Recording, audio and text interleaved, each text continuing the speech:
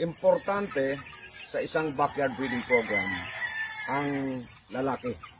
Dapat magandang katawan.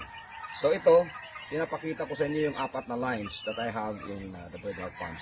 This is my cousin, si Jimboy Magbanwa. Siya yung nagbe-breed ng aking mga manok. But ako ang nag-set ng direction. So importante sa akin, sa manok Pinoy, dapat magandang katawan. So makikita nyo, well-bodied ito manok na ito. Ito yung may linyada ng Plymouth Barred Rock. Ito naman yung may linyada ng Rhode Island Red. Ito yung may linyada ng Black Astrolorp. At ito yung linyada ng Gray na Wheaten na lumalabas sa aking breeding program. But if you would notice, except for this, lahat sila ay Picom. And lahat sila maganda katawan.